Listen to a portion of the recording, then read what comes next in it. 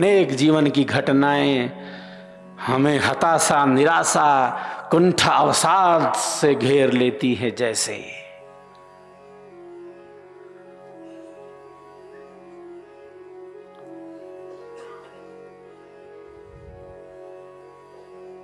बाहर थोड़ा भी हिला, बाहर थोड़ा भी परिवर्तन हुआ, बाहर थोड़ा भी परिवर्तन हुआ, हमारी आंतरिक स्थिति, हमारी भीतर की स्थिति न बदले।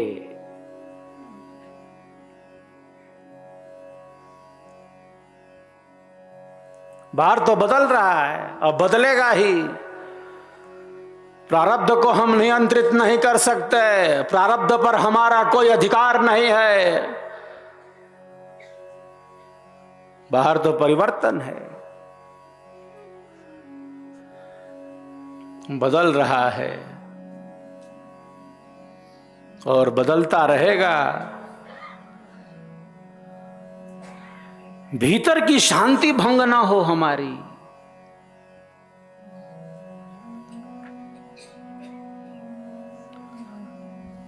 पीपल का पत्ता थोड़ी हवा के झोंकों से कितना हिलने डुलने लगता है, जैसे लगता आंधी आ गई हो।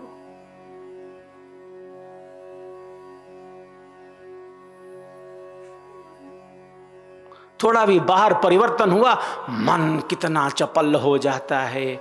बाहर थोड़ा सा हिला है, भीतर मन में कितनी चपलता और स्थिरता हो जाती हो। जैसे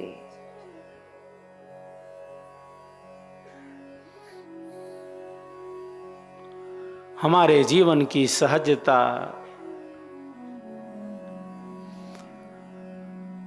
सरसता, सरलता, स्वाभाविकता नष्ट न हो।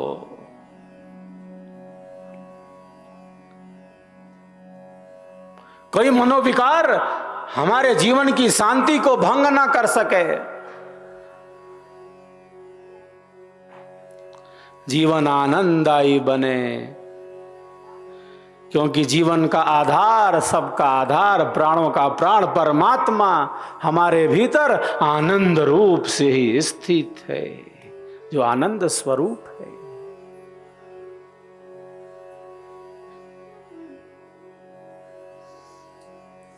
परमात्मा में दुख नहीं है।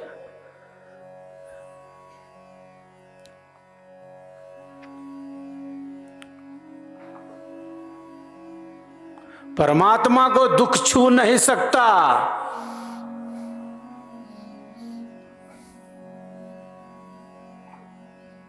मोक्ष में दुख नहीं है, मोक्ष में दुख नहीं है। मुक्ति में दुख नहीं है, दुख छू नहीं सकता, दुख की पहुंच नहीं वहां।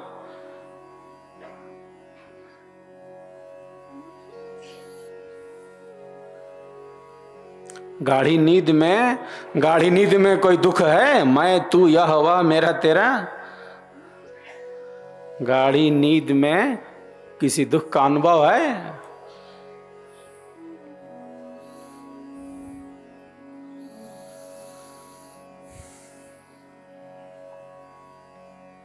समाधि सुषुप्ति मोक्षेषु, समाधि सुषुप्ति मोक्षेषु ब्रह्म रूपता।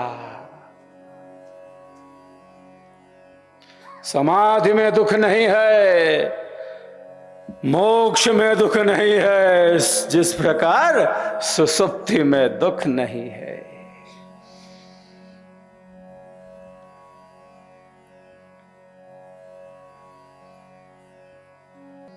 आनंद का वह स्रोत हमारे भीतर है। रसो वैसह आनंदो ब्रह्मेति व्यजानात्। ब्रह्म ही आनंद है, आनंद ही ब्रह्म है।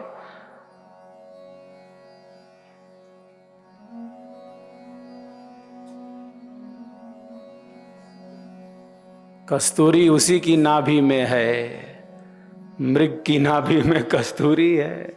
वो जंगल जंगल भटक रहा है, कहां से सुगंधी आ रही है।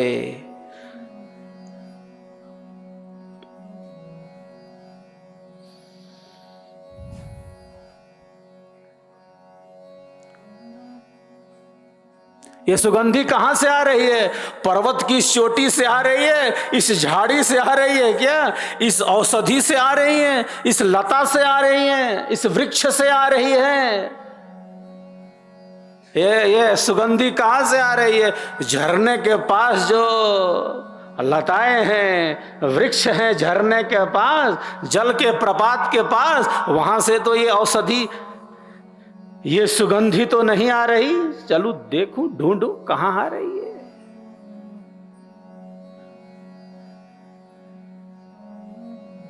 कहां से ये सुगंधी आ रही है? जरा देखूं, जरा ढूंढ लूं इसे। वो ढूंढ रहा है, ढूंढ क्या रहा, जैसे बिल्कुल भटक गया हो। वो भटक गया है।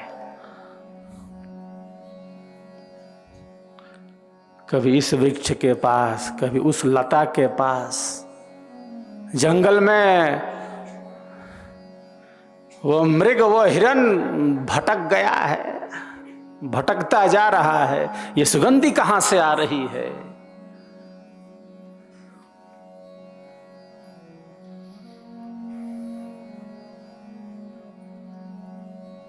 ये सुगंधी कहीं और नहीं, ये सुगंधी, ये दिव्य गंध कहीं बाहर नहीं। अरे ये दिव्य गंध तो उसके भीतर ही स्थित है, उसकी नाभि में स्थित है। उसका उसको बोध नहीं। ये मिल जाएगा, मैं सुखी हो जाऊंगा, ऐसा हो जाएगा, मैं सुखी हो जाऊंगा, ऐसा होगा तब ऐसा होगा। ये जोड़ गणित, ये गुणा भाग,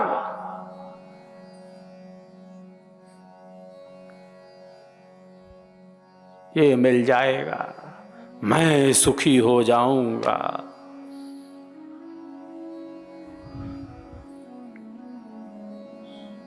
संसार के समस्त विषय दुख रूप हैं तो हैं। बाहर बाहर खोजते, बाहर बाहर खोजते, अंतर की सुधि नाय।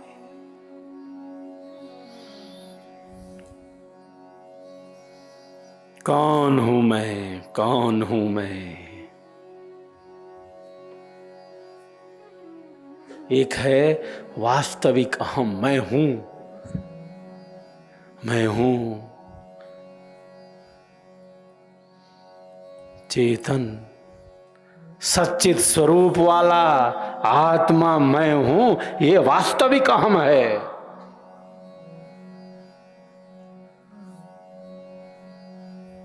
एक है अवास्तविक अहम, जो उस स्वयं मैं के अनुभव न होने से चतुर्दिक जैसे फैला हुआ हो। वास्तविक अहम का बोध नहीं।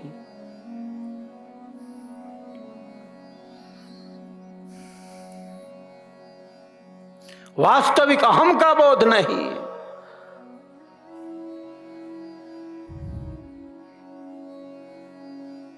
केवल शरीर, संसार, ये भोग, ये पदार्थ,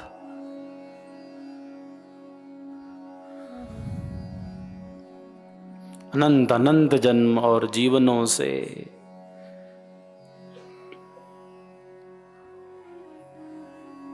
मन माया मरती नहीं, नहीं वासना नाश। यह शरीर मरी मरी गया। कर माया मन नाश, कर माया मन नाश। हमारे भीतर अनंत की शक्ति है। ईश्वर का रहस्य मानव में निहित है। दूध में कहां है मक्खन? मक्खन तो दिखलाई नहीं दे रहा है, ये तो दूध है। जो दिख नहीं रहा वो नहीं है, वस्तुतः वही है। जो दृश्य है उसका अदृश्य आधार है। दूध में कहां है मक्खन? दूध के कण कण में ही तो है वो मक्खन। कण कण में मक्खन है।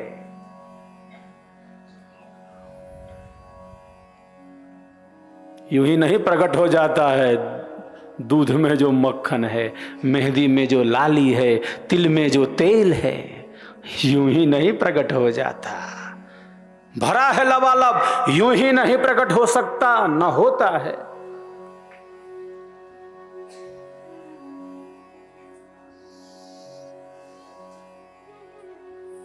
दृश्य का अदृश्य आधार है आत्मा। दिखने वाले शरीर का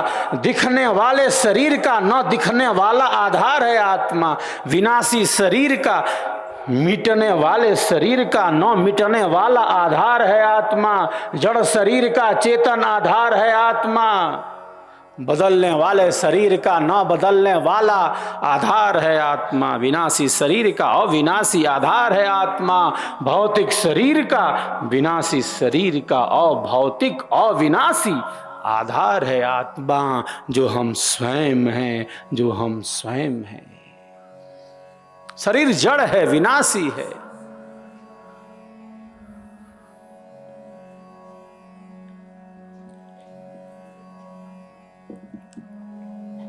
और जो वस्तु उत्पन्न होती है वो अपने कारण में चली जाती है। शरीर उत्पन्न होता है।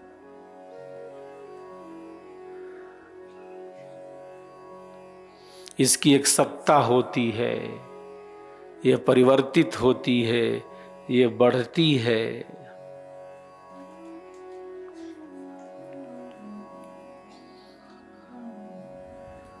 बढ़ बढ़ के बढ़ गया, अब और बढ़ नहीं सकता, तो ये घटना शुरू हो जाता है, माइनस में जाने लगता है। घट घट के घट गया, अब और घट नहीं सकता, तब विनश्यति नष्ट हो जाता है।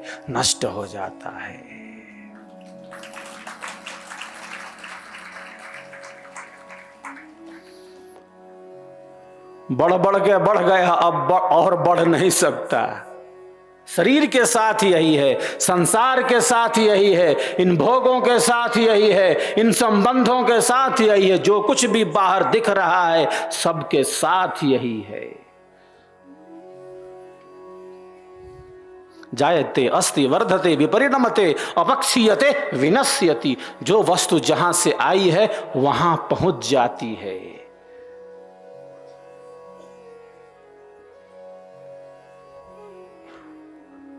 बढ़ बढ़ के बढ़ गया, अब और बढ़ नहीं सकता,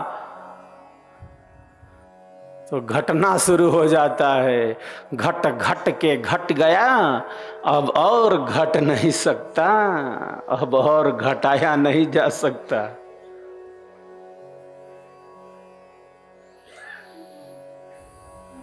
विनश्यति। जो शरीर के साथ है, इसका अर्थ है वो संसार के साथ है। ये संसार सागर है, ये शरीर सागर है। शरीर मतलब संसार, ये भोग, ये पदार्थ, ये संबंध।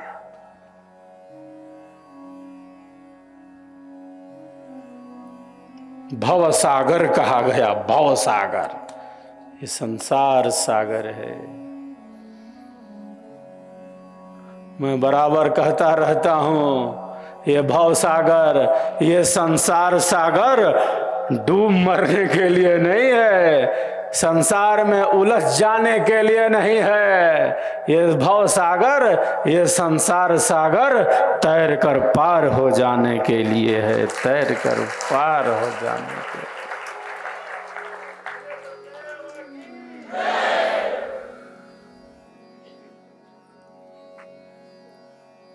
शरीर मतलब संसार।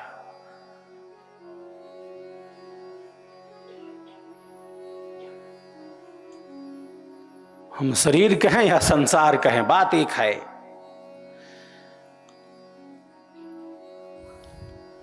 भवसागर नरदेह का दिशा प्रदर्शक यंत्र सतसंगति सब मूल है, सब ज्ञानन पर मंत्र।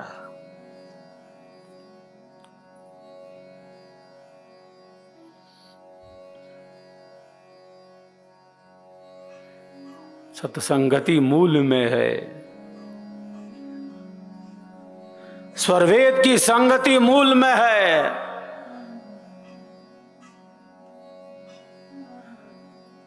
समुद्र में नौका है, अथाह जल राशि है, ये नौका यूं ही नहीं घूम रही इधर से उधर। ये नौका सब तरफ तो जल ही जल दिख रहा है, भव सागर है। समुद्र में ये नौका यूं ही नहीं इधर से उधर घूमती जा रही है।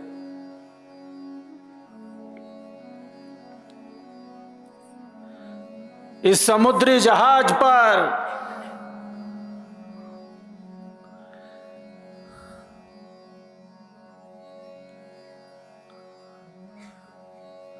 दिशा सूचक यंत्र लगा है, दिशा सूचक यंत्र लगा है।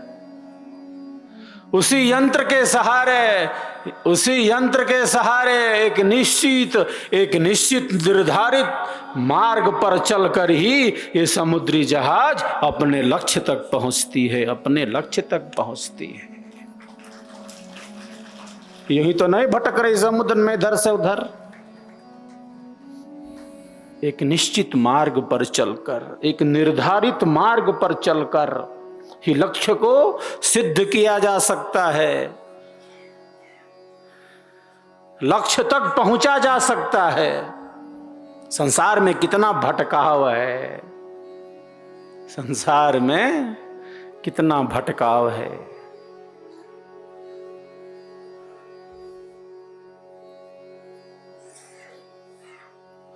मन में कितना भटकाव है, कितना परिवर्तन है।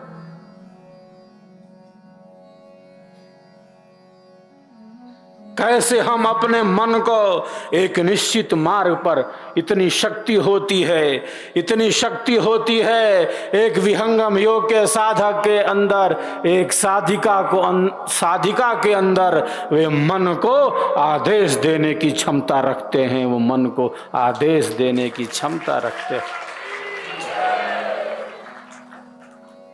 इतनी उनकी आत्मशक्ति विकसित हो जाती है, इतने संकल्प उनके दृढ़ हो जाते हैं।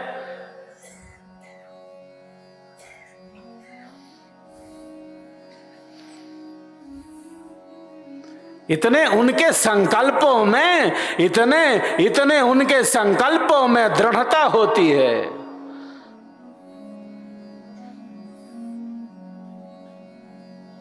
इतने उनके संकल्प कल्याणकारी होते हैं। ऐसी क्षमता है एक साधक के अंदर, एक साधिका के अंदर, मन के अनियंत्रण को, मन के असंयम को, मन की चपलता को, मन की अस्थिरता को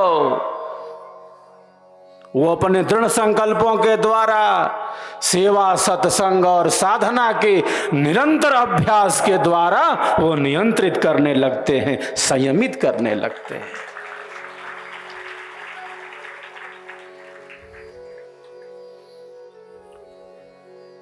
कोई भी विचार आए और हमें घुमा कर ले जाए, जैसे हम विचारों के दास हों।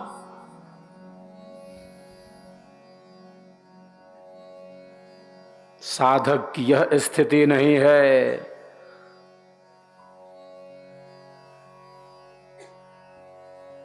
विचारों के उतार चढ़ाव पर, विचारों के परिवर्तन पर, विचारों के उतार चढ़ाव पर एक साधक नियंत्रण प्राप्त करने लगता है, नियंत्रण प्राप्त करने लगता है।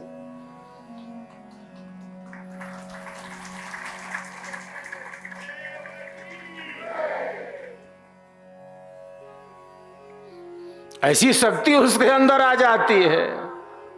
क्यों? वह सिद्धांत से जुड़ा है, स्वरवेद के प्रति गहन आस्था है, श्रद्धा है, उसके शुभ संस्कारों का उदय होने लगा है। तभी असंभव है